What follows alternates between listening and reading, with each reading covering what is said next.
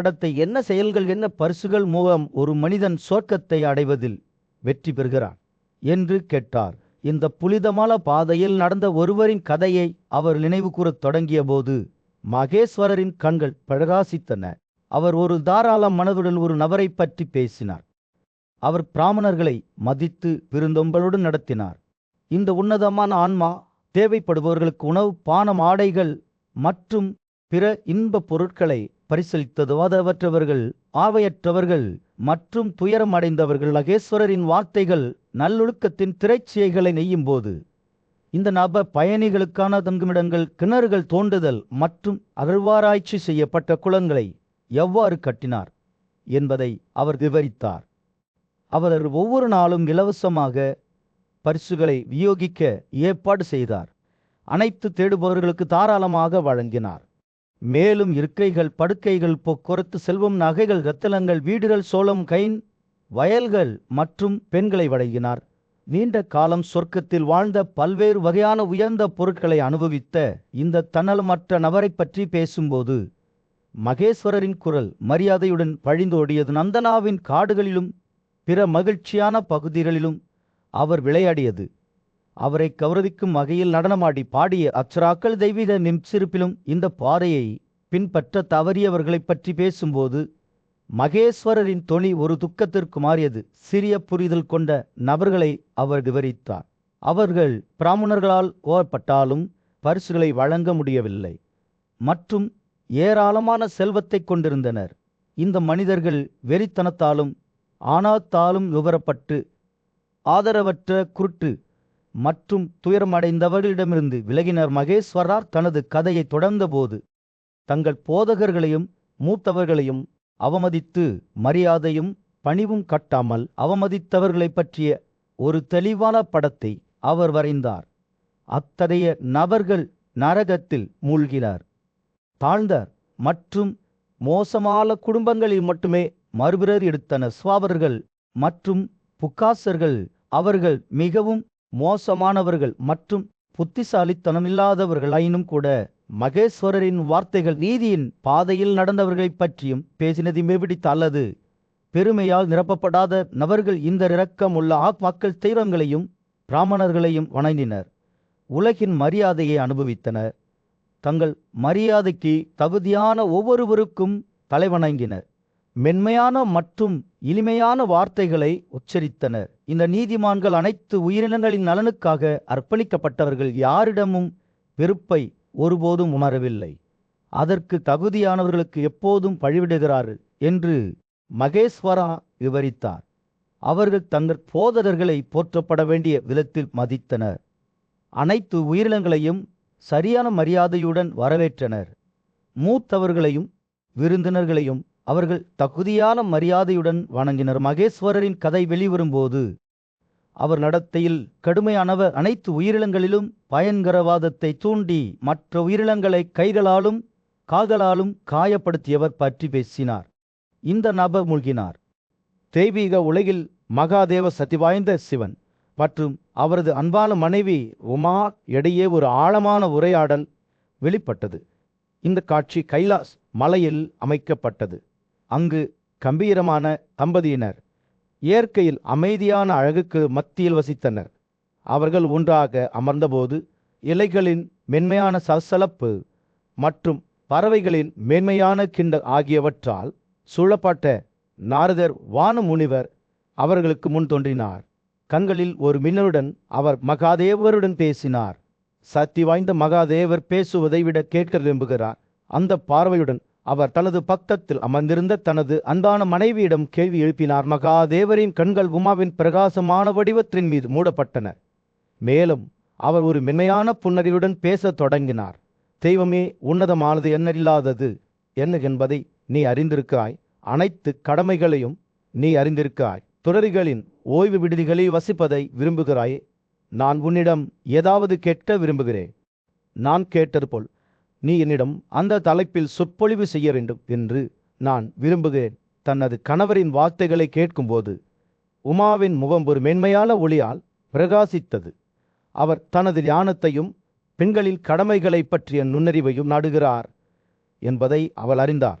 மென்மையான தலையசைப்புடன் அவள் பேசத் தொடங்கினாள். ஓ புனிதமானவரே, படைக்கப்பட்ட அனைத்து பொருட்களின் ஆண்டவரே, கடந்த கால, நிகழ்காலம் மற்றும் எதிர்காலம் அனைத்திற்கும் ஆதாரமே, நான் உச்சரிக்கும் வார்த்தைகளின் கிருபையின் மூலம் என் மனதில் எழுகின்றன என்று உமாவின் குரல் இசையைப் போல இருந்தது. உமா பேசுகையில் கங்கை நதி தனது இருக்கையிலிருந்து மற்ற ஆறுகளுடன் எழுந்தெழுந்தது. அவர்கள் அனைவரும் பெண்களின் கடமைகளை பற்றி நன்கு அறிந்திருந்தனர். உமாவின் வேண்டுகோளை மதிக்க வந்திருந்தனர். அனைத்து நதிகளிலும் முதன்மையான நதியாக மதிக்கப்பட்ட கங்கை தேவி மகாதேவாவின் கேள்விக்கு பதிலளிக்க முன்வந்தார். தெய்வமே, நீ எப்போதும் அனைத்து கடமைகளையும் முறையாக செய்வதில் அர்ப்பணிப்புள்ளவளாக இருக்கிறாய். என்னை இவ்வாறு கேள்வி கேட்பதன் மூலம் நீ எனக்கு மிகுந்த கருணை காட்டியுள்ளாய். பாவம் இல்லாதவனே, நீ முழு பிரபஞ்சத்தாலும் மதிக்கப்படுகிறாய். ஆயினும் நீ அதை ஒரு நதியாக கேட்கிறாய். கங்கையின் வார்த்தைகள் ஒரு மேன்மையான காற்று போல இருந்தன. அவர் தொடர்ந்தார். அந்த நபர் ஒரு தலைப்பில் சொற்பொழிவுக்கு திறமையானவராக இருந்தாலும் மற்றொருவரிடம் கேட்கிறார் அல்லது மற்றொருவருக்கு அழகான அஞ்சலி செலுத்துகிறார். நிச்சயமாக தளபதியானவர், நான் நினைக்கிறேன், நீதிமானாக கருதப்பட வேண்டும். தெய்வங்களின் ஆசீர்வாதம் மற்றும் ஒப்புதலுடன் உமா பெண்களின் கடமைகள் குறித்த தனது சொற்பொழிவை தொடங்கினார். அவரது வார்த்தைகள் ஒரு நதியைப் போல பாய்ந்தன. அங்கு இருந்த அனைவரின் இதயங்களையும் ஞானத்தாலும் புரிதலாலும் நிரப்பில் இந்த அவசர சட்டத்தின்படி எனக்கு தெரிந்தவை பெண்களின் கடமைகள் குறித்து விவாதிப்பேன். பிரம்மாண்டமான மலைகளின் மீது சூரியன் உதயமாக தொடங்கியிருந்தது. முனிவர்களின் கூட்டத்தின் மீது ஒரு சூடான பிரகாசத்தை செலுத்தியது. அவர்கள் மகேஸ்வரரை சுற்றி அமர்ந்திருந்தனர். அவர்களின் முகங்கள் மரியாதையுடனும் பிரமிப்புடனும் இருந்தன. பக்தியால் நடுங்கும் அவர்களின் குரல்கள், பினாக்காவின் வெற்றியாளரே, நாங்கள் வாசுதேவரின் மகிமையை கேட்க விரும்புகிறோம் என்று கூறினர். மகேஸ்வரர் பேசத் தொடங்கியதும் அவரது கண்கள் பிரகாசித்தன. தரிப்பேரனை விட உயர்ந்தவர் என்று அவர் அறிவித்தார். அவர் நித்திய புருஷ தந்தத்தின் பிரகாசத்துடன் நேசிக்கப்படுகிறார். இரண்டாவது சூரியனைப் போல பிரகாசிக்கிறார். மகேஸ்வர கரியின் கம்பீரமான வடிவத்தை விவரித்தபோது முனிவர்கள் மிகுந்த கவனத்துடன் கேட்டனர். 10 கைகள், அவரது தலையில் சுருள்முடி, தாமரை இதழ்களை ஒத்த கண்கள், அவர் அனைத்து தெய்வங்களாலும் வணங்கப்படுகிறார் என்று மகேஸ்வரர் கூறினார். பிராமணர் அவரது வயிற்றிலிருந்து எழுந்த அகரியின் தெய்வீக பண்புகளைப் பற்றி மகேஸ்வரர் தொடர்ந்து பேசியதால் முனிவர்கள் நுழைந்தனர். எல்லாம் அறிந்தவர், எங்கும் செல்லக்கூடிய திறன், அவர் உன்னதமான ஆன்மா, அனைத்து புலன்களின் தூண்டுதல் மற்றும் அனைத்து உயிரினங்களின் அடைக்கலம், அவர் பிரபஞ்சத்தை உள்ளடக்குகிறார். மகேஸ்வரர் கூறினார். 3 உலகங்களிலும் அவரை விட உயர்ந்தது எதுவுமில்லை. முனிவர்கள் அதை கேட்டபோது அவர்களின் மனங்கள் வியப்பாலும் பிரமிப்பாலும் நிரம்பின. அவர்கள் தெய்வீகமாகவும் மனிதனாகவும் இருந்த ஒரு பெரிய மனிதனின் முன்னிலையில் இருப்பதை அவர்கள் அறிந்திருந்தனர்.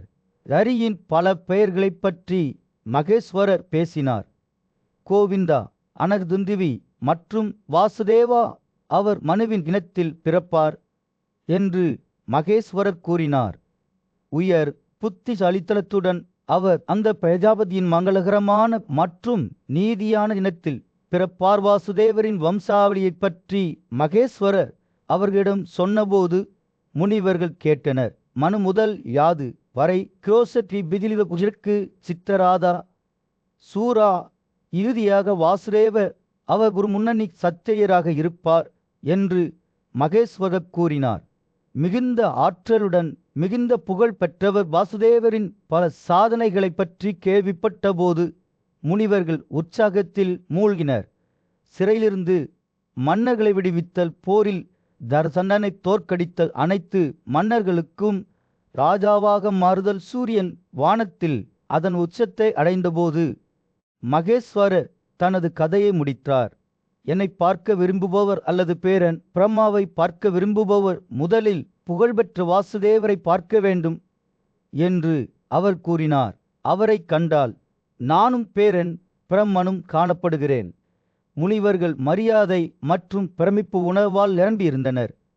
வானமலையில் மகாதேவர் தனது இறுதி வார்த்தைகளை பேசும்போது வானம் இருண்டது, உரத்தை இடி முழங்கியது. முனிவர்கள் காட்சியைக் கண்டு வியப்படைந்தனர். மேலும் சங்கரருக்கும் உமாவுக்கும் இடையிலான தெய்வீக சொற்பொழிவிலிருந்து அவர்களின் மனங்கள் திடுக்கிட்டன.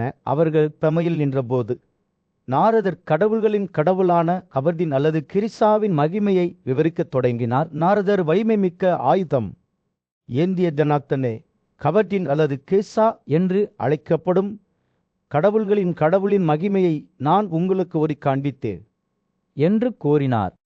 முனிவர்கள் அவரை மரியாதையுடன் அழைத்தபோது தேவ இக்கு மகிழ்ச்சியான கிறிஸ்த கவனமாக கேட்டார். அவர்கள் அவரை மீண்டும் மீண்டும் காட்டிக் கொள்ளுமாறும் எல்லா நேரங்களிலும் அவர்களுக்கு தனது பிரசன்னத்தை வழங்குமாறும் கெஞ்சினர். கிறிஸ்தரின் மகத்துவம் தெளிவாக தெரிந்தது. மேலும் முனிவர்கள் உணர்ச்சிகளால் மூழ்கினர். ஓ மதுவை கொண்டவனே, அவர்கள் சொர்க்கமே உன்னை பார்ப்பதைப் போல நம்மை கொண்டாட முடியாது என்று கூறினர். உமாவுடனான பாவாவின் சொற்பொழிவின் மர்மத்தையும் கிறிஸ்த தனது முழு மகிமையும் தன்னை அவர்களுக்கு எவ்வாறு வெளிப்படுத்தியார் என்பதையும் அவர்கள் விவைத்தன. முனிவர்கள் புறப்பட்ட போது அவர்கள் கிறிஸ்தரை சுற்றி வளைத்து வணங்கினர். பின்னர் பக்தியில் இறைந்த இதயங்களுடன் அவர்கள் அந்தந்த வசிப்பிடங்களுக்கு சென்றனர். நாராயணன் எரியும் பிரகாசத்துடன் கடவுள் தனது சபதத்தை கடைப்பிடித்து துவாரகத்திற்கு திரும்பினார். அதே நேரத்தில் ருக்மிணி பெரும் வீரத்துடனும் சாதனைகளுடனும் பிறக்கும் ஒரு குழந்தை கருத்தரித்தார். குழந்தை வேறு யாருமல்ல, கிறிஸ்தர். பன் காமம் அல்லது ஆசையின் உருவரம் அவர் கடவுள்களில் மற்றும் அசுரர்களின் இதயங்களுக்குள் நகர்ந்தார். மேலும் 4 கை வாசுதேவராக இருந்தார். மகத்தான ஆற்றலால் நேசிக்கப்பட்டார். பாசத்தின் மூலம் அவர் பாண்டவர்களுடன் தன்னை இணைத்து கொண்டார். அவர்களும் அவருடன் இணைந்தனர். விஸ்வர் கிறிஸ்தரின் மகிமையை தொடர்ந்து விவரித்தார். அவர் இந்திரனின் தலையில் உள்ள 30 கடவுள்கள், இதில் எந்த சந்தேகமும் இல்லை. அவர் ஒரு பண்டைய கடவுள். அவர் அனைத்து கடவுள்களிலும் முதன்மையானவர். அவர் அனைத்து உயிரினங்களுக்கும் அடைக்கலம். அவர் தொடக்கமும் அழிவும் இல்லாதவர். விஸ்வர் பேசுகையில் போராடிய போரை பற்றியும் கிறிஸ்தரின் பக்கத்தை நாராயணன் எவ்வாறு எடுத்துக்கொண்டார் என்பதை பற்றியும் அவர் சிந்தித்தார். கிறிஸ்தரின் பாதுகாப்பு மற்றும் வழிகாட்டுதலின் காரணமாக அவர்களின் எதிரிகளை வென்றார்.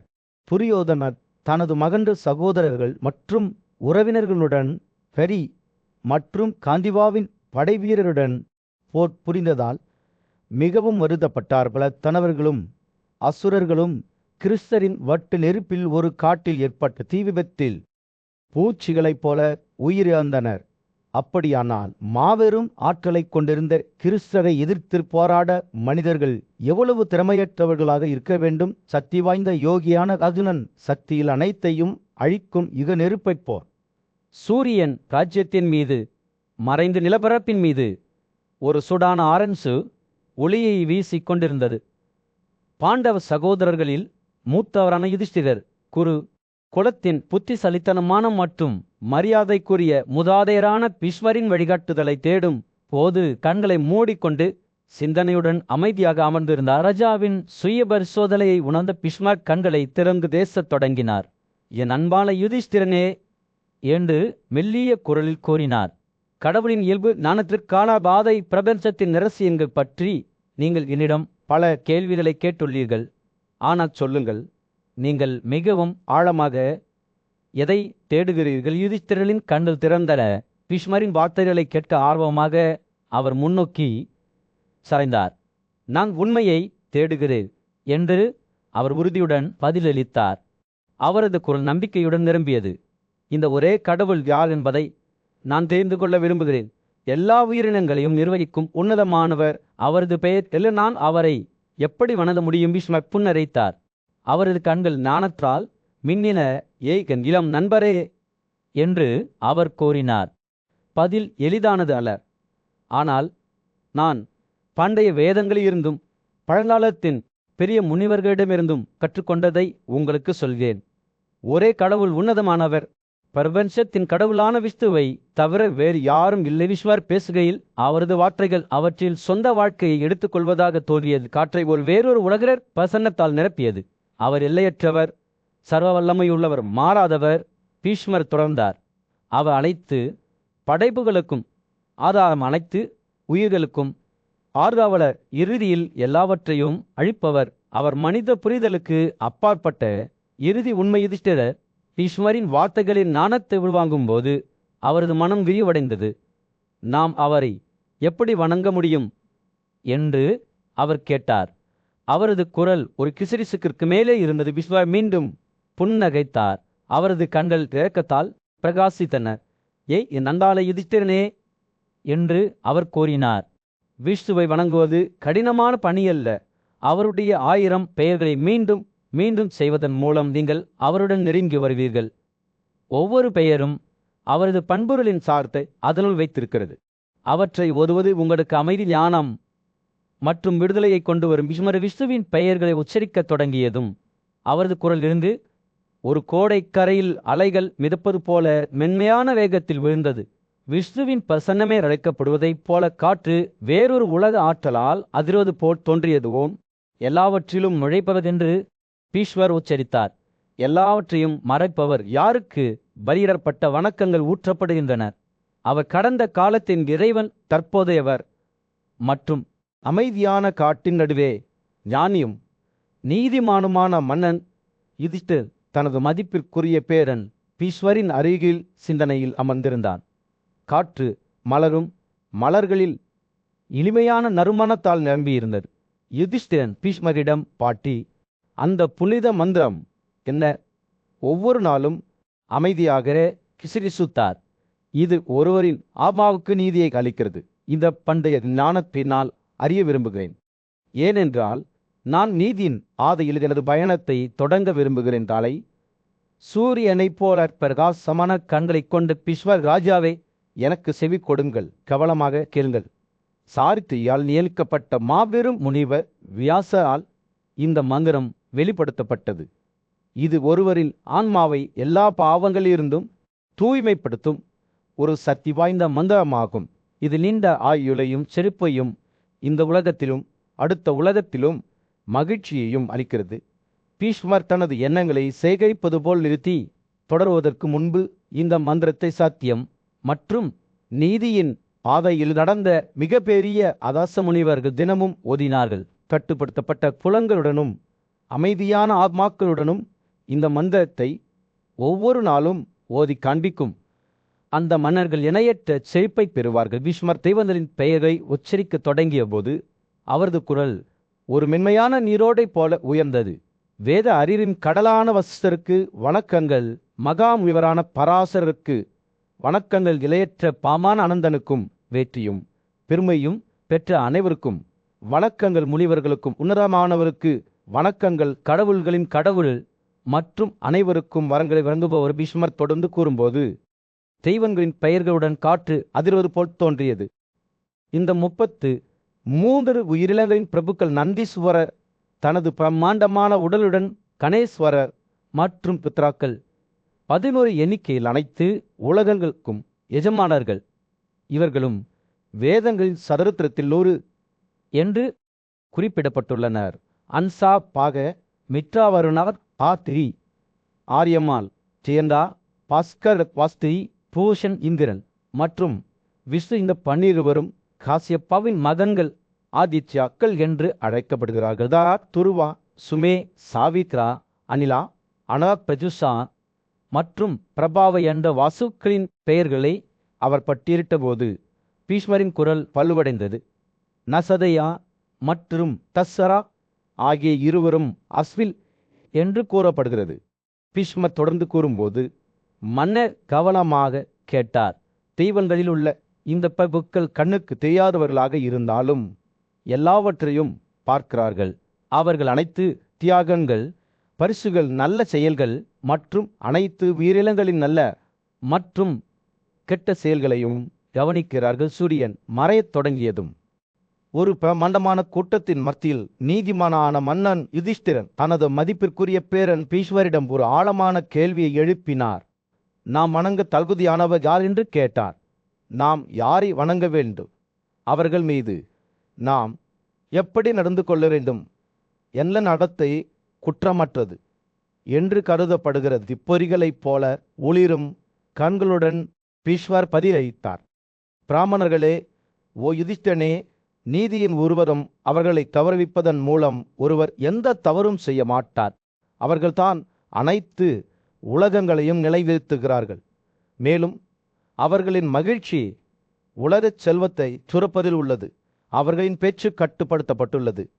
மேலும் அவர்கள் பல்வேறு சிறந்த சபதங்களின்படி வாழ்கிறார்கள். பீஷ்மர் பேசுகையில் அவரது வார்த்தைகள் பிராமணர்களுக்கு மரியாதை செலுத்தும் வகையில் இருந்தன. 4 வகையான உயிரினங்கள் அடைக்கலம் புகும் நீதியின் வழிகள் என்று அவர் அவற்றை விவரித்தார். அவை அனைவரும் செல்ல வேண்டிய பாதை அல்லது பாதை என்று அவர் அறிவித்தார். அவர்கள் அனைவருக்கும் வழிகாட்டிகள். அனைத்து தியாகங்களுக்கும் நித்திய ஆதரவாளர்கள். இதில் ஆர்வம் அதிகரித்தது. மேலும் அவர் பிராமணர்களை வணங்குவதன் மூலம் கிடைக்கும் பலனை வெளிப்படுத்துமாறு தனது பேரலிடம் கேட்டார். பீஷ்மர் புன்னகைத்தார். மேலும் காட்டின் கடவுளான பாவனா அகிலனுடன் உரையாடிய பண்டைய காலத்தின் கதையை தொடங்கினார். அந்த நாட்களில் 1000 ஆயுதங்களை கொண்ட சக்தி வாய்ந்த மன்னரான கதவிரியா உலகம் முழுவதையும் ஆட்சி செய்தார். அவர் தனது துணிச்சலுக்கும் ஞானத்திற்கும் பெயர் பெற்றவர். மேலும் அவர் பெரிய துறவி பிசிதத்தா பேயாவுக்கு பெரிய பரிசுகளை வழங்கினார். ராஜாவின் பக்தியால் மகிழ்ச்சி அடைந்த ரிஷி அவருக்கு 3 வரங்களை வழங்கினார். போரில் 1000 ஆயுதங்கள் இருக்கும், ஆனால் வீட்டில் 2 மட்டுமே இருக்கும். அவர் முழு பூமியையும் எளிதில் கைப்பற்றுவார். மேலும் அவரது தவறுகளை சரி செய்ய நீதிமான்களால் அவர் எப்போதும் வழிநடத்தப்படுவார். கதவிரியம் தனது சொந்த வல்லமையால் குருடனான தனது ரதத்தில் சவாரி செய்தபோது வானத்திலிருந்து ஒரு கண்ணுக்கு தெரியாத குரல் அவரிடம் கூறியது, அறிவற்ற துயரக்காரனே, பிராமணன் க்ஷத்திரியனை விட உயர்ந்தவன் என்று உனக்கு தெரியாதா? பிராமணரின் உதவியுடன் சத்திரியன் அனைத்து உயிரினங்களையும் ஆட்சி செய்கிறான். அங்கு இருந்த அலுலன் இந்த கருத்தை ஏளனம் செய்தான். திருப்தி அடைந்தால் என்னால் பல உயிரினங்களை உருவாக்க முடிகிறது என்று அவர் பெருமிதம் கொண்டார். கோபப்படும் போது என்னால் அனைவரையும் அழிக்க முடிகிறது. சிந்தனை, சொல் மற்றும் செயலில் நானே முதன்மையானவன். ஆனால் கண்ணுக்கு தெரியாத குரல் அதன் குற்றில் அசைக்காமல் இருந்தது. பிராமணன் உண்மையில் சத்திரியனை விட உயர்ந்தவன். பீஷ்மரின் கதை முடிவுக்கு வந்தது. ஆனால் பாடம் கேட்பவர்களின் மனதில் நீடித்தது. பிராமணர்கள் தங்கள் ஞானத்துடனும் நீதியுடனும் நமது வணக்கத்திற்கும் மரியாதைக்குரியவர்கள். அவர்கள் நீதியின் காரணங்கள், கடமை மற்றும் நல்லொழுக்கத்தில் பாதையில் நம்மை வழிநடத்துகிறார்கள். மரண புரிதலுக்கு அப்பாற்பட்ட ஒரு மண்டலத்தில் காற்றின் கடவுள் அர்ஜுன ராஜாவின் முன் நின்றார். அவரது குரல் மென்மையான காற்றை தாங்கி சென்றது. கேளுங்கள், ஏமாற்றம் அடைந்த மனிதனே, அவர் உயர்ந்த ஆத்மாக்களை கொண்ட பிராமணர்களுக்கு சொந்தமான பண்புகள் என்ன? பிராமணன் மற்ற அனைவரையும் விட உயர்ந்தவர். நீங்கள் பெயரிட்டவர்கள் உட்பட பெரிய ராஜா. காற்றின் கடவுள் பேசுகையில் பண்டைய காலத்தின் தரிசனங்கள் அதுலின் கண்களுக்கு முன்னால் நடனமாடின. ஒரு காலத்தில் பெருமை மிக்க மற்றும் வளர்க்கும் தாயாக இருந்த பூமியை அவர் பார்த்தார். அங்கர்களின் அன்பான ஆவிகளுக்கு போட்டியாக இருந்தார். ஆனால் ஞானியும் சக்தி வாய்ந்தவருமான காஷ்யபா தலையிட்டார். தனது சக்தி வாய்ந்த சக்தியால் அவை முடக்கினார். பிராமணர்கள் சொர்க்கத்திலும் பூமியிலும் வெல்ல முடியாதவர்கள் என்று தோன்றியது. காற்றின் கடவுள் கடந்த கால கதைகளின் திரைச்சீலை நெசவு செய்வதை தொடர்ந்தார். தனது எல்லையற்ற ஆற்றலால் பெருங்கடல்களை வறண்டு போன பெரிய ரிஷி அந்திராஸை பற்றி அவர் பேசினார். இருப்பிலும் அவர் இறுதியாக தனது தாகத்தை தணிக்கும்போது அந்திராஸ் மற்றொரு சக்தி வாய்ந்த அலைகளை எழுப்பி பூமியில் உயிர் வாழும் நீரை நிரப்பினார். மன்னர் கவனமாக கேட்டார். அவரது மனம் இந்த சாதனைகளின் முழுமையான அனலிருந்து திகைத்ததுராற்றின் தெய்வத்தின் கதை வெளிவரும்போது அர்ஜுனன் அகல்யா என்ற பெண்ணின் பாவையை பார்த்தான். அதன் அழகு கடவுள்களின் புகழ்பெற்ற ஆண்டவனான புரந்தராவை கவர்ந்தது. ஆனால் கௌதமர் மற்றொரு சக்தி வாய்ந்த ரிஷி அவர்களின் ரகசியத்தை கண்டுபிடித்த போது அவர் புரந்தராவை சபித்தார். இதனால் அவர் பயந்து ஓட வேண்டிய கட்டாயம் ஏற்பட்டது. காற்றின் கடவுள் அதி தங்களின் நெருப்பு தெய்வம் கூட அங்கு ஆசின் கோபத்தால் குறைந்து விட்டதாக வெளிப்படுத்தினார். கதைகள் படர்ந்தன. ஒவ்வொன்றும் பிராமணர்களின் இணையற்ற சக்திக்கும் ஞானத்துக்கும் ஒரு சான்று. கடலை வணங்க வந்த சாகரின் 60,000 மகன்கள் வலிமையான கபிலாவில் சாபத்தால் தூசிக்குள் தள்ளப்பட்டதை அர்ஜுனன் கண்டான். ஒரு காலத்தில் தங்க ஒளியால் பிரகாசித்த அத்தி இப்போது அங்கிராசின் கோபத்தால் குறைந்து விட்டதை கண்டான். காற்றின் கடவுள் அர்ஜுனனை நோக்கி தனது கவனத்தை திருப்பி, நீ பிராமணர்களுக்கு சமமானவன் அல்ல. என்று அழைத்தார். ராஜாவின் சொந்த ராஜ்யம், அவரது மாபெரும் வலிமையை மற்றும் அறிவு இவை அனைத்தும் தத்தாத்ரேயரின் ஆசீர்வாதத்தின் மூலம் அவருக்கு வழங்கப்பட்டன. இப்பிலும் அவர் தனது சொந்த உரிமையில் பிராமணரான அத்தியை தொடர்ந்து வணங்கினார். நீங்கள் ஏன் முட்டாள்தனத்தால் திகைக்கிறீர்கள் என்று காற்றில் கடவுள் கேட்டார். கோடை நாளில் ஒரு மென்மையான காற்று போல அவரது குரல் கேட்டது. உயர்ந்த பிராமணரே, அனைத்து உயிரினங்களையும் பாதுகாப்பவர் மற்றும் படைப்பவர் என்பதை நீங்கள் அறிவீர்கள். அதிலும் கடவுளின் வார்த்தைகளால் மாற்றப்பட்டு பிரம்மத்தை பற்றிய உண்மையை வெளிப்படுத்தினார். அறிவிப்படுத்தப்படாதவர், ஆற்றல் மிக்கவர், மந்தாத மதிமிப்பமன் ஒரு முட்டையிலிருந்து பிறந்தார் என்று சிலர் கூறினர். ஆனால் அவர் பிறக்காதவர் என்று அறிவிக்கப்பட்ட போது இது எப்படி இருக்க முடியும்? காற்றின் கடவுள் இதை வெளிப்படுத்தினார். பண்டைய காலங்களில் நீதிமானான ஆட்சியாளரான அங்கு மன்னர் பிராமணர்களுக்கு ஒரு பரிசாக முழு பூமியையும் கொடுக்க விரும்பினார். பெர்மாவின் மகளான பூமி தனது குழந்தைகளை விட்டுவிட வேண்டும் என்ற எண்ணத்தில் கவலையும் துயரமும் நிறைந்திருந்தது. அவள் பிரமாவில் சாம்ராஜ்யத்திற்கு புறப்பட முடிவு செய்தாள். ஆனால் அவர் அழிவை சந்திப்பார் என்று ராஜாவை எச்சரிப்பதற்கு முன்பு அவள் புறப்பட தயாரான போது பூமியில் அவள நிலையை கவனித்துக் கொண்டிருந்த ரிஷி காஷ்யபா யோக சக்தியின் மூலம் தனது உருவத்துக்குள் நுழைவதன் மூலம் ஒரு புலப்படும் வடிவத்தை எடுத்தார். இப்போது காஷ்யபாவில் ஆவியால் நிரப்பப்பட்ட பூமி செழித்து அனைத்து வகையான தாவரங்களாலும் நிரம்பியது. 30,000 வான ஆண்டுகள் பூமி இந்த நிலையில் இருந்தது. நீதியினால் நிரம்பியது மற்றும் அச்சத்திலிருந்து விடுபட்டது. இருப்பிலும் காசியப்பாவின் காலம் முடிவுக்கு வந்தபோது பூமி தேவி தனது சொந்த சாம்ராஜ்யத்திற்கு திரும்பி தன்னுடன் இணைந்ததன் மூலம் பிராமணராக மாறிய காசியப்பாவுக்கு மரியாதை செலுத்தினார். இதிலும் ஒரு பிராமணரால் சாதிக்கப்பட்ட ஒரு குறிப்பிடத்தக்க சாதனை என்று காற்று கடவுள் அர்துலனிடம் கூறினார். காற்று கடவுள் தொடர்ந்தார். ராஜாவே, காசியப்பனை விட உயர்ந்த ஒரு சத்திரியனை நீங்கள் நினைத்தால் எனக்கு சொல்லுங்கள். ஆனால் பதிலளிப்பதற்கு முன்பு அவர் மற்றொரு கதையை தொடங்கினார். கடந்த காலத்தில் அங்கு ராக்களின் வரிசையில் பிறந்த உதட்டா என்ற ரிஷி வாழ்ந்தார். அவர் தனது தான மனப்பான்மைக்கு பெயர் பெற்றவர் மற்றும் பெரும்பாலும் ஏராளமான தியாக பரிசுகளை வழங்குவார். பத்தா என்ற சோமாவின் மகள் தனது அழகுக்கு புகழ்பெற்றவர் மற்றும் பெண்கள் மத்தியில் நிகரற்றவர் என்று கருதப்பட்டார். அவரது தந்தை சோமா பத்ராவுக்கு மிகவும் பொருத்தமான கணவராக உதயாவை தேர்ந்தெடுத்தால், இருப்பினும் அக்ராவுக்கு வேறு திட்டங்கள் இருந்தன. தூரத்திலிருந்து தன்னை ஏங்கிக் கொண்டிருந்த நீரின் கடவுளான வருணனின் இதயத்தை வெல்வதற்காக அவள் கடுமையான சிக்கன நடவடிக்கைகளுக்கு உட்படுத்தப்பட்டார். வருணன் இறுதியில் பத்ராவை கடத்தி சென்று தனது அற்புதமான அரண்மனைக்கு அழைத்து சென்றார். இது 6 லட்சம் ஏரிகளால் அலங்கரிக்கப்பட்டிருந்தது மற்றும் அப்சரர்களின் பல்வேறு பழங்குடியினரின் தாயகமாக இருந்தது. தனது மனைவியின் தலைவிதியை பற்றி அறியாத உதச்சர் தெய்வீக ரிஷி நாரதனிடமிருந்து அவர் காணாமல் போனதை கேள்விப்பட்டான். தன் சார்பாக வருணனுடன் பேசி தனது மனைவியை திருப்பி தருமாறு நாரதரை கேட்டுக்கொண்டான். நாரதர் வருணனிடம் சென்று பத்ராவை விடுவிக்குமாறு கேட்டுக்கொண்டார். ஆனால் வருணன் அவளை மிகவும் விரும்புவதாக கூறி மறுத்துவிட்டார். இந்த செய்தியுடன் நாரதர் ஒத்ததியிடம் திரும்பினார். பிந்தையவரின் கோபத்திற்கு எல்லையே இல்லை. அவர் பூமியை வரவழைத்து 6 லட்சம் ஏரிகள் அமைந்துள்ள நிலத்தை வெளிப்படுத்துமாறு கட்டளையிட்டார். அந்த இடத்திலிருந்து கடல் பின்வாங்கியது. ஒரு காலத்தில் வருணனின் அரண்மனையின் இருப்பிடமாக இருந்த வறண்ட நிலத்தை வெளிப்படுத்தியது. அந்த பிராந்தியத்திலிருந்து ஆறுகள் மாய்ந்து விட்டதால் வருணனுக்கு பத்ராவை ஒத்ததியிடம் திருப்போதை தவிர வேறு வழி இல்லை. உதர்ஷா தனது மனைவியை மீட்டெடுத்த பிறகு வருணனின் துணிச்சலுக்காகவும் ஆட்கு எதிராக தன்னை தற்காத்துக் கொள்வதில் உள்ள தந்திரத்திற்காகவும் பாராட்டினார். போர்க்களத்தின் மீது சூரியன் மறைந்து அதுல மன்னனின் அமைதியான வடிவத்தின் மீது ஒரு சுடான ஆரஞ்சு நிற ஒளியை வீசிக்கொண்டிருந்தது. மதிப்பிற்குரிய போர்வீரரான பீஷ்மர் அவருக்கு முன்னால் நின்றார். அவரது கண்கள் ஆழமான ஞானத்துடன் பிரகாசிக்கின்றன.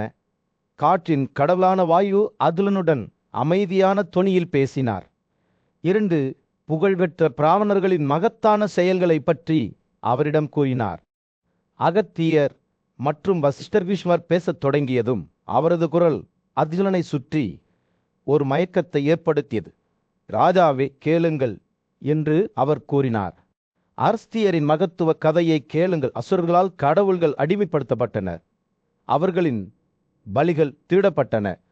அவர்களின் ஸ்வதம் தவறாக பயன்படுத்தப்பட்டது. சிறுமையின்றி அவர்கள் பூமியில் அலைந்து திரிந்தனர். அகஸ்தியனை சந்திக்கும் வரை அசைக்க முடியாத சபதம் மற்றும் எரியும் ஆற்றல் கொண்ட பிராமண தெய்வங்கள் அகஸ்தியருக்கு உரிய மரியாதையுடன் வணக்கம் செலுத்தி பின்னர் தங்கள் அவல நிலையை அவரிடம் வெளிப்படுத்தினர். போரில் தனவர்களால் நாங்கள் தோற்கடிக்கப்பட்டு செல்வம் மற்றும் செழிப்பிலிருந்து விழுந்துவிட்டோம் என்று அவர்கள் கூறினர். துறவிகளில் முதன்மையானவர்களே, எங்களை காப்பாற்றுங்கள். அகஸ்தியரின் இதயம் தனவர்களின் கொடுமையைக் கண்டு கோபத்தால் எரிந்தது. கடுமையான உறுதியுடன் அவர் தனது சக்தியை கட்டவிழ்த்துவிட்டு காலத்தின் முடிவில் அனைத்தையும் நுகரும் நெருப்பைப் போல ஈந்தார்.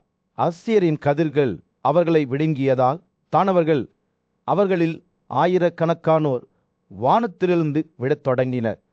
அவர்கள் வானத்தையும் பூமியையும் கைவிட்டு தெற்கு திசையை நோக்கி ஓடினர். தெய்வங்கள் தங்கள் பகுதிகளை மீட்டெடுத்தன. அவர்களின் அச்சம் நீக்கப்பட்டது.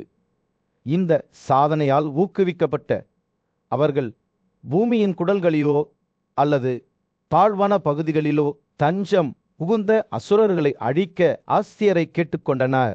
அகஸ்தியரின் பதில் தயக்கத்துடன் இருந்தது. நான் அந்த அசுரர்களை விழுங்குவதற்கு முற்றிலும் திறமையானவன் என்று அவர் கூறினார். ஆனால் நான் அத்தகைய சாதனையை செய்தால் எனது தவங்கள் குறையும். இருப்பினும் அவர் கடவுள்களுக்கு உதவ ஒப்புக்கொண்டார். மேலும் தனது சொந்த சக்தியால் பூமியில் தஞ்சம் புகுந்த தனவர்களை அவர் விழுங்கினார். அகஸ்தியனின் சாதனையை பற்றி பேசும்போது பீஷ்மரின் கண்கள் பிரகாசித்தன. இது அகஸ்தியனின் மகத்துவத்தின் கதை என்று அவர் கூறினார். நான் தொடரலானார் அல்லது நீங்கள் பதிலுக்கு ஏதாவது சொல்லுவீர்களா? காற்றின் கடவுளான வாயு அர்ஜுனனின் காதில் ஒரு மென்மையான காற்றைக் கொண்டு மீண்டும் ஒரு முறை பேசினார். ராஜாவே, புகழ்பெற்ற வசிஷ்டரின் மகத்தான சாதனைகளில் ஒன்றை கேளுங்கள். பீஷ்மர் தொடர்ந்து பேசிக் கொண்டிருக்கையில் அந்த காட்சி வைகாச ஏரியின் கரையோரத்துக்கு மாற்றப்பட்டது. அங்கு தெய்வங்கள் ஒரு பலியை செலுத்துவதில் ஈடுபட்டிருந்தன. அவர்கள் வசிஷ்டரை பற்றி இணைத்து கற்பனையில் அவரை தங்கள் பூசாரியாக ஆக்கினர். ஆனால் மலைகளைப் போன்ற பிரம்மாண்டமான சிலைகளை கொண்ட தானவக்களின் ஒரு இனம் காரின்கள் அவர்களை கொல்ல விரும்பின. சூரியன் போர்க்களத்தில் வீழ்ந்தது. கூடியிருந்த போர் வீரர்கள் மீது ஒரு பொன்னான பிரகாசத்தை செலுத்தியது.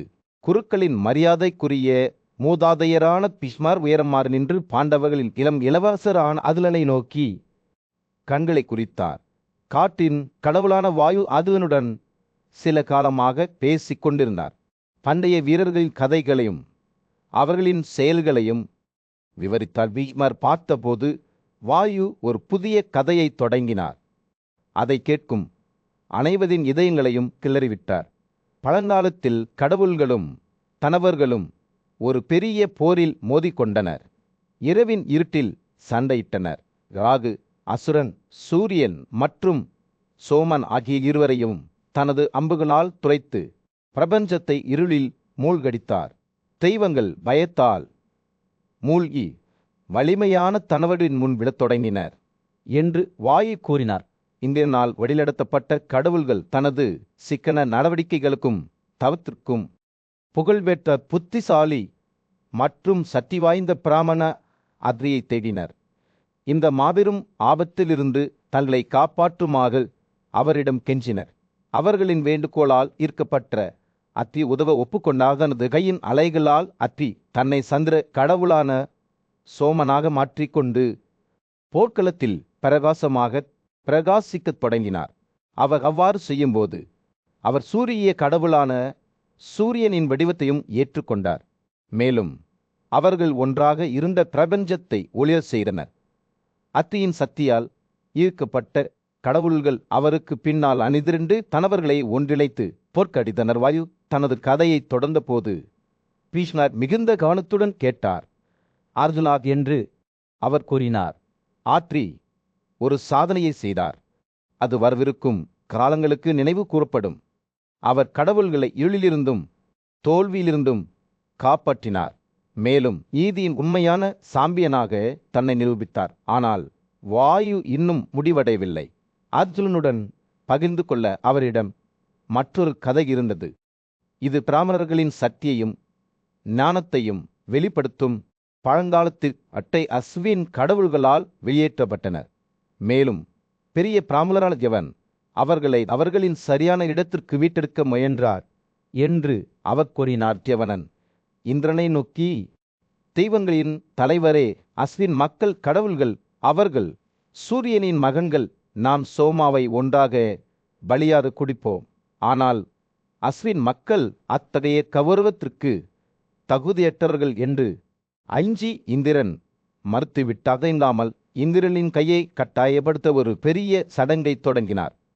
அவர் அஸ்வின்களை வரவழைத்து ஒரு சக்தி வாய்ந்த மந்திரத்தை தொடங்கினார்.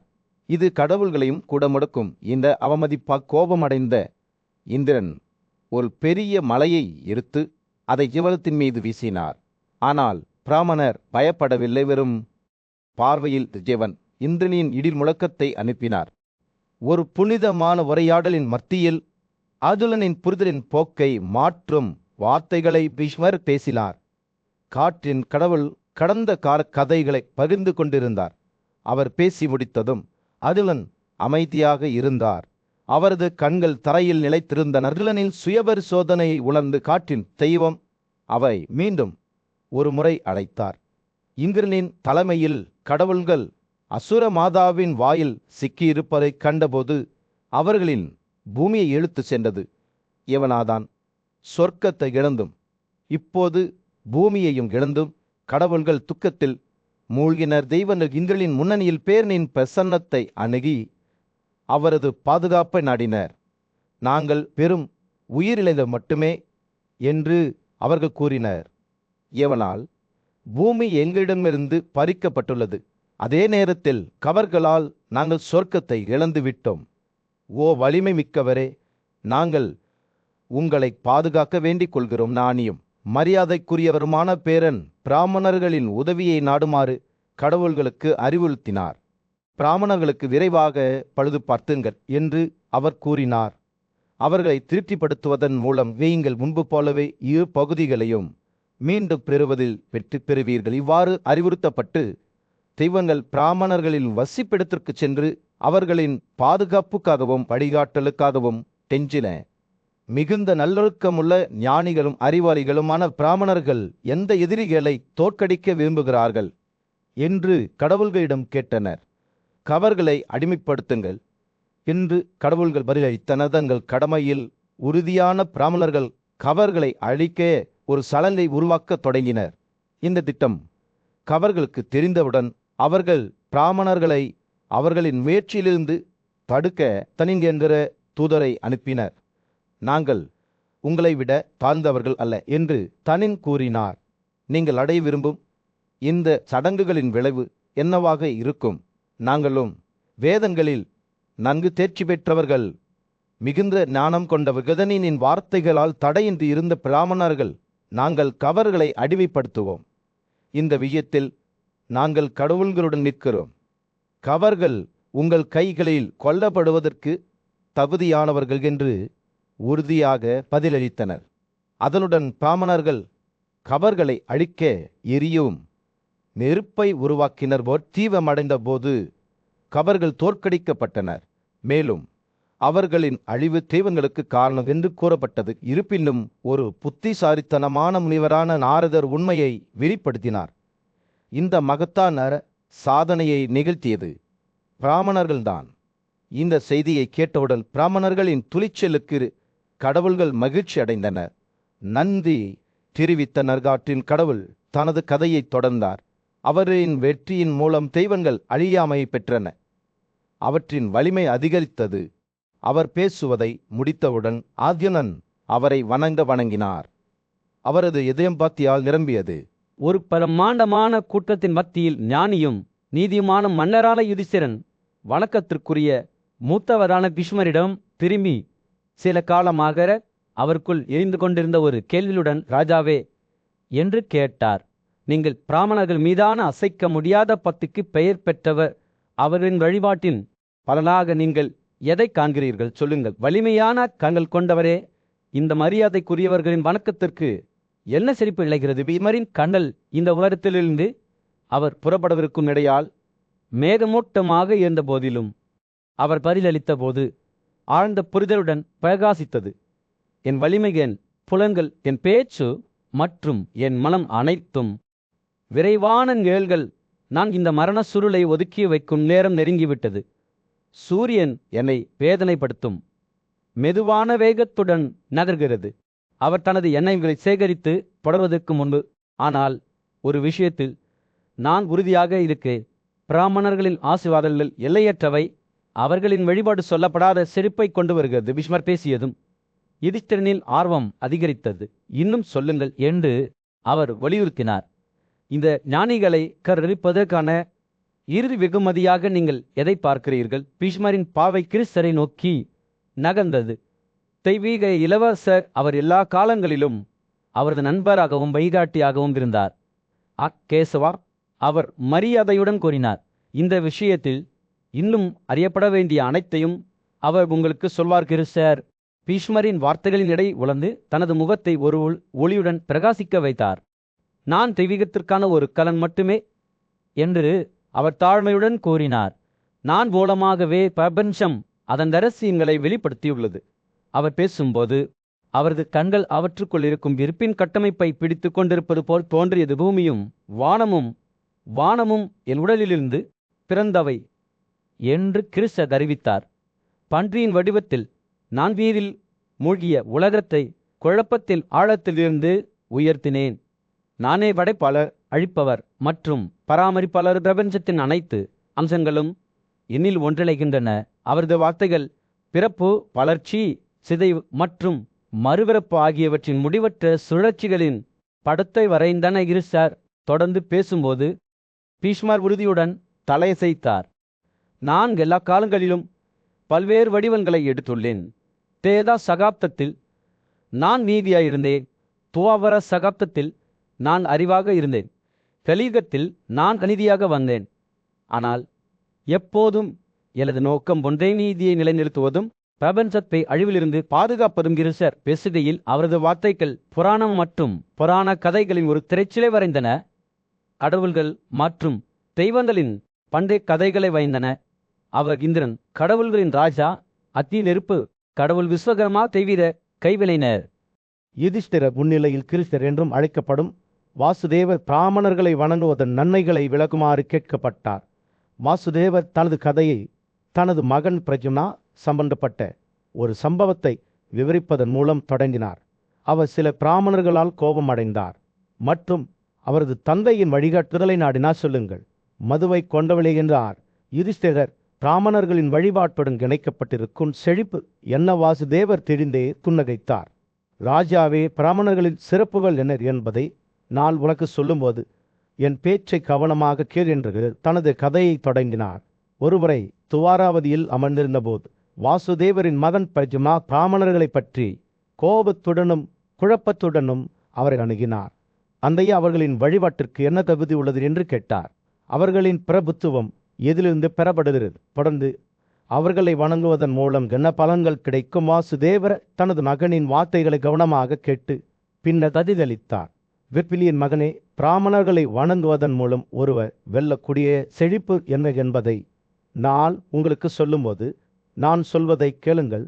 நீதி, செல்வம் மற்றும் இன்பம் அல்லது விடுதலையின் சாதனை அல்லது புகழ் மற்றும் செழிப்பு அல்லது நோய், சிகிச்சை அல்லது தெய்வங்கள் மற்றும் பிதிரிகளின் வழிபாடு ஆகிய மூன்று நன்கு அறியப்பட்ட தொகுப்பை பெறுவதில் ஒருவர் தன்னை ஈடுபடுத்திக் கொள்ளும் போது மீளுருவாக்கம் செய்யப்பட்டவர்களை திருப்திப்படுத்த ஒருவர் கவனமாக இருக்க வேண்டும். பிராமணர்கள் மகிழ்ச்சியையும் துயரத்தையும் வழங்கும் சோம மன்னர்களைப் போன்றவர்கள் என்று வாசுதேவர் விளக்கினார்.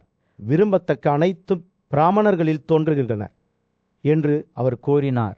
அவர்களின் வழிபாட்டிலிருந்து மகத்தான சாதனைகள், புகழ் மற்றும் வலிமை பாய்கிறது. அனைத்து உலகங்களின் குடிமக்களும் பிரபஞ்சத்தின் ஆட்சியாளர்களும் பிராமணர்களை வணங்குபவர்கள். தனது கருத்தை விளக்குவதற்காக துவாராவதியில் உள்ள தனது வீட்டில் வசித்து வந்த துர்வசா என்ற பெரிய பிராமணரை பற்றி வாசுதேவர் ஒரு கதையை சொன்னார். துர்வசா தனது அசாதாரண சக்திகளுக்காகவும் புறக்கணிக்கப்படும் போது கோபப்படும் பொக்கிற்காகவும் அறியப்பட்டார். ஒரு நாள் துருவசா வாசுதேவரின் குடியிருப்புகளில் உள்ள படுக்கைகள் மற்றும் உறைகள் அனைத்தையும் எரித்துவிட்டு அவருக்கு சேவை செய்யும் அழகான பெண் குழந்தைகளையும் ஏய்த்தார். பின்னர் அவர் வாசுதேவனை சந்தித்தார். அவர் துறவிக்காக ஒரு சிறப்பு பழத்தை ஒதுக்கி வைத்திருந்தார். சில பழங்களை சாப்பிட்ட பிறகு துருவசா வாசுதேவனை அவரது உடலிலும் தலையிலும் பூசும்படி கட்டளையிட்ட வாசுதேவர் தயக்கமின்றி கீழ்ப்படிந்தார். அவர் அவ்வாறு செய்யும்போது அவரது மனைவி ருக்மிணி அருகில் நின்று கொண்டிருந்தார். சிரித்து கொண்டே துருவசா அவரது உடலையும் பழத்தால் பூசிக்கொண்டார். பின்னர் அவர் ருக்மிணியை ஒரு காரில் இணைத்தார். அதை அவர் தாவே இணைத்தார். ஞானியும் நீதியுமான மன்னன் யுதிஷ்டிரன் மகாதேவனை பற்றிய அறிவை பெற வாசுதேவனை அணுகிய போது சூரியன் அடிவானத்தின் மீது ஏறக்குறைய உதயமாகவில்லை. துர்வாசலின் ஆசீர்வாதங்கள் மூலம் தான் பெற்ற பிரபஞ்சத்தின் ரசியல்களை பகிர்ந்து கொள்ளுமாறு வாசுதேவனிடம் தனது இதயத்தில் மரியாதையுடன் கேட்டுக்கொண்டார். வாசுதேவா தனது தலையை வணங்கி புனிதமான சதுரித்திய மந்திரங்களை ஓரத் தொடங்கினார். அதை அவர் தினமும் காலையில் பக்தியுடன் மீண்டும் கூறினார். அவர் பேசும்போது அனைத்து உயிரினங்களின் படைப்பாளரான நடமாடும் மற்றும் அசையாத மகாதேவர் மீது பிரமிப்பு மற்றும் மரியாதையுடன் அவரது கண்கள் பிரகாசித்தன. 3 உலகங்களிலும் உள்ள அனைத்து உயிரினங்களிலும் மகாதேவர் மிக உயர்ந்தவர், யாராலும் அல்லது எதனாலும் ஒப்பிட முடியாதவர் என்று அவர் விளக்கினார். வாசுதேவா தொடர்ந்து பேசிக்கொண்டிருக்கையில் எதிர்பார்ப்பு மிகுந்த காற்று அடர்த்தி அதிகரித்தது. அவரது வார்த்தைகள் மகாதேவரின் நம்ப முடியாத சக்திகளை பற்றிய ஒரு தெளிவான உருவத்தை வரைந்தன. அவர் போர்க்களத்தில் நிற்கும்போது கோபத்தால் நிரம்பிய அவரது இருப்பு எதிரி படைகள் சுயநினைவை இழந்து பயத்தால் நடுங்கும். அவரது கதனைகள் மேகங்களைப் போல இடிமுழக்கம் செய்தன. கடவுள்கள் கூட பயத்தில் நடுங்கின. மகாதேவர் தனது பயங்கரமான விழியில் இருந்து ஒரு தண்டால் துளைத்து அதை சீர்குலைத்த தட்சனின் தியாகத்தின் புராணத்தை வாசுதேவா நினைவு கூர்ந்தார். தெய்வங்கள் துக்கத்தால் நிரம்பின. பூமி தங்கள் காலடியில் நடுங்கியதால் பிரபஞ்சம் அச்சத்தால் அதிர்ந்தது. பெரிய முனிவர்களும் கூட புயலை அமைதிப்படுத்த பிராயச்சித்த சடங்குகளை செய்தனர். வாசுதேவா பேசுகையில் அந்த காட்சி மேடையில் ஒரு நாடகம் போல வெளிப்பட்டது. ருத்ரனின் கோபம் கடவுள்கள் மீது கட்டவிழ்த்து விடப்பட்டது. அவரது கடுமையான கதனைகள் பிரபஞ்சம் முழுவதும் குழப்பத்தை ஏற்படுத்தின. அவர் பாகாவின் கண்களை கிழித்து புஷானை காலால் தாக்கினார். தெய்வங்கள் பயத்தில் நடுங்கின. மகாதேவனை சமாதானப்படுத்த முயன்றபோது அவர்களின் தலைகள் மரியாதையுடன் தலை குனிந்தனால் மகாதேவரின் கோபம் தணிந்தபோது கூட அவர் தங்கள் புரிதலுக்கு அப்பாற்பட்ட ஒரு சக்தி என்பதை அறிந்த தெய்வங்கள் அச்சத்தில் இருந்தன. அவர்கள் அவருக்கு பலியிடப்பட்ட பலிகளில் ஒரு பங்கை வழங்கி அவரது பாதுகாப்புக்காக கெஞ்சினர். வாசுதேவா இந்த வார்த்தைகளை பேசும்போது காற்று மகாதேவரின் சக்தியால் அதிரது போல் தோன்றியது. வாசுதேவா பின்னர் இரும்பும் வெள்ளியும் தங்கமும் கொண்ட வானத்தில் அசுரர்கள் எப்படி 3 நகரங்களை கட்டினார்கள் என்பதை பற்றிய கதையை சொன்னார். அவற்றை துளைக்க முடியாத தெய்வங்கள் மகாதேவனின் உதவியை நாடின. அவரது வலிமையான தண்டால் நகரங்களை அழித்து அசுரர்களையும் அவர்களின் கோட்டைகளையும் எரித்தனர். வாசுதேவா பேசி முடித்ததும் அந்த காட்சி ஒரு புதிய சகாப்தத்திற்கு மாறியது. பார்வதியின் மடியில் 5 முடிகள் கொண்ட ஒரு குழந்தை கிடந்தது. தேவர்கள் குழப்பமடைந்தனர். குழந்தையை மகாதேவர் என்று அடையாளம் காண முடியவில்லை. பொறாமலால் நிரம்பிய சட்டா இடிமுழக்கத்தால் அவரை கொல்ல தீர்மானித்தார். ஆனால் குழந்தை இந்திரனின் கையை முடக்கியது. தெய்வங்கள் திகைத்தன. வெறியவர் பிரம்மா பிரதிபலித்த போதுதான் ஒரு அமைதியான சூழலில் வாசுதேவர் தனது அன்பான நண்பர் யுதிஷ்டிரருக்கு மகாதேவரின் பல பெயர்களையும் பண்புகளையும் ஓதத் தொடங்கினார். அவர் பேசும்போது காற்று ஒரு வேறொரு உலக பேரரசத்தால் நிரம்பியது. தெய்வீகத்தின் இருப்பு தெளிவாக தெரிகிறது. மகாதேவர் என்று வாசுதேவர் கூறினார். மகாதேவர் பல பெயர்களால் அறியப்படுகிறார். முனிவர்கள் அவரை நெருப்பு கடவுள் மற்றும் ஸ்தாலு உறுதியானவர் என்று விவரிக்கிறார்கள். அவர் தொடர்வதற்கு முன்பு வார்த்தைகளை மூழ்கடிக்க அனுமதித்தார். அவர் மகாதேவர் என்றும் அழைக்கப்படுகிறார். அனைத்து படைப்புகளின் மீதும் அவரது பரந்த சக்தி மற்றும் ஆதிக்கம் காரணமாக மகாதேவரின் பிரட்டை இயல்பை பற்றி பேசும்போது வாசுதேவரில் கண்கள் மரியாதையுடன் பிரகாசித்தன. படைப்பாளரான பிரம்மா அவரை 2 வடிவங்களை கொண்டவர் என்று விவரித்துள்ளார். ஒன்று கடுமையானது மற்றும் பயங்கரமானது, மற்றொன்று மென்மையானது மற்றும் மங்களகரமானது. அவர் முன்னோக்கி சாய்ந்தார். அவரது குரல் ஆச்சரியத்தை உணர்த்தியது. இந்த 2 வடிவங்களும் மேலும் பலவற்றில் பிரிக்கப்பட்டுள்ளன. ஒவ்வொன்றும் அதன் தனித்துவமான பண்புகளை கொண்டுள்ளன. வாசுதேவர் பேசுகையில் யுதிஷ்டிரனின் மனதில் உருவங்கள் உருவாகத் தொடங்கின. அவர் மகாதேவனை பயங்கரமான அழிப்பாளராகவும் மென்மையான பாதுகாவலராகவும் பார்த்தார். அவரது இருப்பு பிரபஞ்சம் முழுவதும் உணரப்பட்டது. பரம பகவான் அரை நெருப்பு மற்றும் அரை சந்திரனாக இருந்த ஒரு உடலை கொண்டிருந்தார் என்று விவரிக்கப்பட்டது. ஒரு வடிவம் பிரம்மச்சாரியா பயிற்சியில் ஈடுபட்டது. பிரம்மச்சரியத்தின் சபதம் மற்றொன்று அழிவால் நுகரப்பட்டது. வாசுதேவரின் வார்த்தைகள் மகாதேவரின் பன்முகத் தன்மையின் ஒரு தெளிவான உருவத்தை வரைந்தன. அவர் தனது சக்தியாலும் ஆற்றலாலும் கொடூரமான அர்த்தாக என்று அழைக்கப்படுகிறார் என்று அவர் கூறினார். மகாதேவராக அவர் அனைவருக்கும் உயர்ந்த இறைவன் பிரபஞ்சத்தின் மீது ஆதிக்கம் செலுத்துகிறார். வாசுதேவர் மகாதேவரின் பெயர்களையும் பண்புகளையும் தொடர்ந்து உச்சரித்தபோது காற்று வேறொரு உலக ஆற்றலால் அதிர்வுறுவது போல் தோன்றியது. முனிவர்கள், கடவுள்கள், கந்தர்வர்கள், அப்சரர்கள், கூடவான இசைக்கலைஞர்கள் மற்றும் நடன கலைஞர்கள் அனைவரும் மகாதேவரின் சின்னத்தை வணங்கினர். இது அவரது சக்தி மற்றும் இருப்பின் அடையாளமாகும். அவரது உருவங்களை உருவாக்கியவர்கள் அல்லது அவரது சின்னத்தை வணங்கியவர்கள் பெரும் செழிப்பையும் மகிழ்ச்சியையும் அடைவார்கள் என்று கூறப்பட்டது. வாசுதேவரின் வார்த்தைகள் மகாதேவரின் தகன மேடைகள் மீதான அன்பை பற்றி பேசினர். அங்கு அவர் இறந்தவர்களின் உடல்களை எரித்தில் உட்கொண்டார். அத்தகைய இடங்களில் தியாகம் செய்தவர்களை வீரர்களுக்காக ஒதுக்கப்பட்ட பகுதிகளுக்கு வழிநடத்தினார். வாசுதேவ தனது உரையை முடித்தவுடன் யுதிஷ்டிரர் தனது மீது ஆழமான பத்தி வீசுவதை உணர்ந்தார். மகாதேவர் ஒரு தெய்வம் மட்டுமல்ல, அனைத்து படைப்புகளிலும் ஊடுருவிய ஒரு சக்தியை அவர் அறிந்திருந்தார். அவரது சக்தியும் இருப்பும் ஒவ்வொரு முச்சிலும் இதயத்தின் ஒவ்வொரு துடிப்பிலும் உணரப்பட்டது. அனைத்து உயிரினங்களிலும் வாழ்ந்த இறப்பு அவர்களின் வாழ்க்கையை வழிநடத்தி இறுதியில் அவர்களின் மன சுருள்களிலிருந்து அவர்களை விடுவித்தது.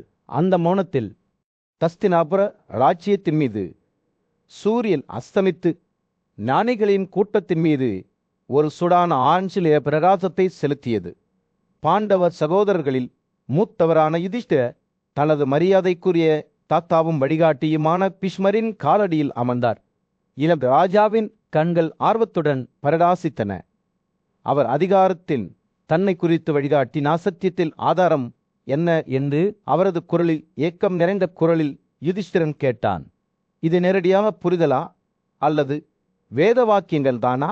எது சரி என்பதை நாம் எப்படி உறுதியாக கூற முடியும்? ஞானியும் வயதானவருமான பீஷ்மர் பேசத் தொடங்கிய போது கருணையுடன் புன்னகைத்தார்.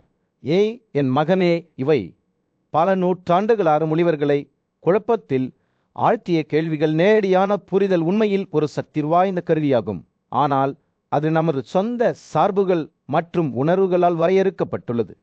வேதங்களும் பெரும் அதிகாரத்தை கொண்டுள்ளன. இருப்பினும் அவற்றை தங்கள் சொந்த ஆதாயத்திற்காக பயன்படுத்த விரும்புபவர்களால் தவறாக புரிந்து கொள்ளப்படலாம் அல்லது சிதைக்கப்படலாம். ஈஸ்வர் பேசுகையில் அவரது வார்த்தைகள் யுதிஷ்டிரரின் கற்பனையை கவர்ந்த ஞானத்தின் திரைச்சீலை நீதியை அழிக்க முற்படும் பொல்லாத மனிதர்களை கவனியுங்கள் என்று அவர் தொடர்ந்தார்.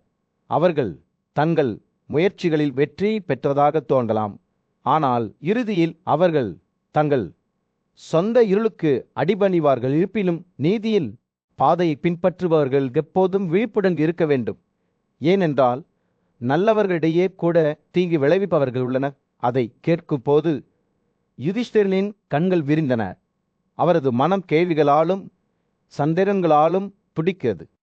பீஷ்மர் தனது பேரலின் குழப்பத்தை உணர்ந்து ஆறுதல் வார்த்தைகளை வழங்கினார்.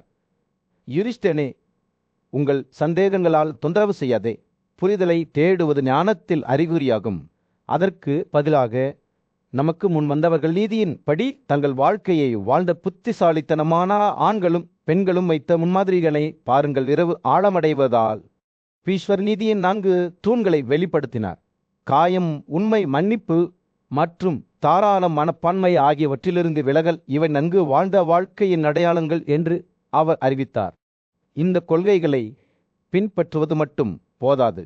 நீதியின் சாராம்சத்தை பிரதிநிதித்துவப்படுத்தும் பிராமணர்களையும் ஒருவர் மதிக்க வேண்டும். ஈஸ்வரின் வார்த்தைகளை கேட்கும்போது யுதிஷ்டரின் முகம் புரிதலால் பிரகாசித்தது. தனது தாத்தா ஒரு விலைமதிப்பற்ற பரிசை வழங்குகிறார் என்பதை அவர் அறிந்திருந்தார். நீதியின் மர்மங்களை திறப்பதற்கான திறவுகோள்கள். எனவே ஆச்சரியத்துடனும் நன்றியுணர்வுடனும் இளம் மன்னர் உண்மை மற்றும் நீதியின் பாறை பின்பற்ற உறுதி பூண்டார்.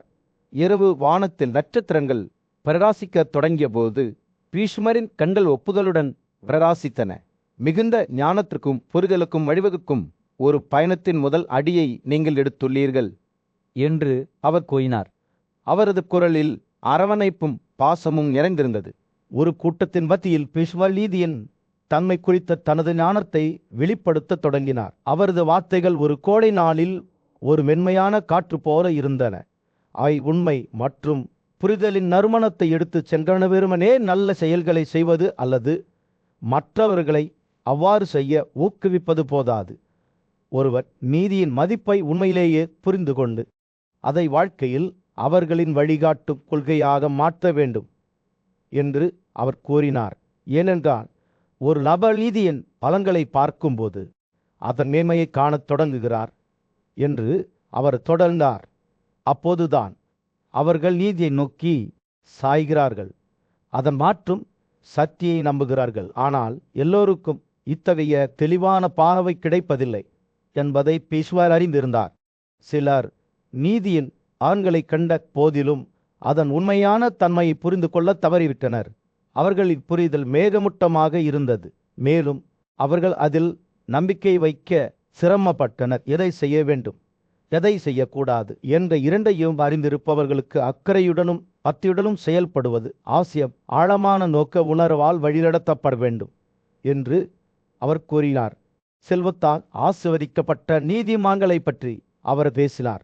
ஆனால் உலக இன்பங்களில் ஈடுபடுவதற்கு பதிலாக அவர்கள் தங்கள் ஆன்மாவை வளர்ப்பதில் மிகுந்த அக்கறை காட்டினர். எல்லாவற்றிற்கும் மேலான பொறுப்பை வகிக்கும் காலம் தங்கள் செயல்களுக்கு வெகுமதி கிடைப்பதை உறுதி செய்யும் என்பதை அவர்கள் அறிந்திருந்தனர் என்று பீஷ்மர் விளக்கினார்.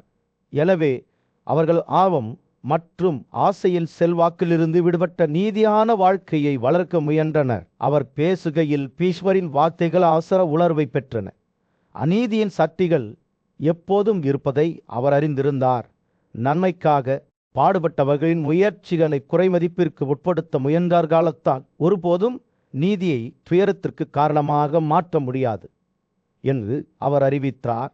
ஏனென்றால் நாம் நீதியுடன் செயல்படும்போது நம் ஆத்துமாக்கள் தூய்மையாகவும் தீமையால் கலங்கப்படாமலும் இருக்கும். நீதியின் மூலம் அடையப்படும் 2 விளைவுகளை பற்றி அவர் பேசினார். ஆன்மாவின் கரையற்ற தன்மை மற்றும் அநீதியால் தொடப்படுவதில் அதன் பொறுப்பற்ற தன்மை. பீஷ்மரின் வார்த்தைகள் இருளில் நம்பிக்கையின் கலங்கரை விளக்கம் போல இருந்தன.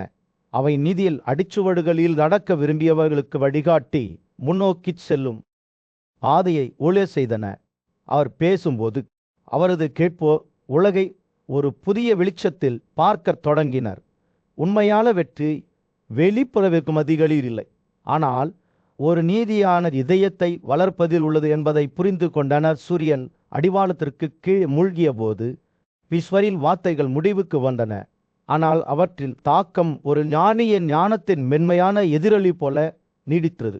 அவற்றை கேட்ட அனைவருக்கும் நீதியின் உருமாறும் சக்தியை நினைவூட்டுகிறது. தனது வாழ்க்கையின் அந்தி நேரத்தில் பீஷ்மர் அம்புகளின் படுக்கையில் படுத்து கொண்டிருந்தார். அவரது உடல் நூற்றுக்கணக்கான கூர்மையான புள்ளிகளால் துளைக்கப்பட்டது. இருப்பினும் அவரது உடல் வலியிருந்த போதிலும் அவரது மனம் தெளிவாகவும் கவனம் செலுத்தியதாகவும் இருந்தது. பாண்டுவின் மூத்த மகனான யுதிஷ்டிரர் மரியாதையுடனும் ஆர்வத்துடனும் அவரை அணுகினார். வணக்கத்திற்குரிய பீஷ்மரே, ஆன்மீக விடுதலையின் பாதையில் உங்கள் வழிகாட்டுதலை பெறவே நான் வந்துள்ளேன். மகிழ்ச்சியை தருவது மற்றும் அனைத்து பாவங்களையும் தூய்மைப்படுத்துவது எது என்று யுதிஷ்டிரர் கூறினார். பேசத் தொடங்கிய பீஷ்மரின் கண்கள் ஆழமான ஞானத்தால் பிரகாசித்தன. என் அன்பான மகனே, நம் ஆன்மாவை தூய்மைப்படுத்தும் சக்தியை கொண்ட சில பெயர்களும் உயிரினங்களும் உள்ளன. இந்த பெயர்களை நாம் காலை, மதியம் மற்றும் மாலை நேரங்களில் ஓதினால் அவை நாம் எல்லா மீறல்களிலிருந்தும் நம்மை சுத்தம் செய்யும் ஒரு மென்மையான புன்னகையுடன் பீஷ்மர் பாவங்களை கழுவக்கூடிய தெய்வங்கள் மற்றும் முனிவர்களின் பெயர்களை கணக்கிடத் தொடங்கினார். அவர் பிரபஞ்சத்தின் படைப்பாளரான பரமா மற்றும் அவரது மனைவி சாவித்திரியுடன்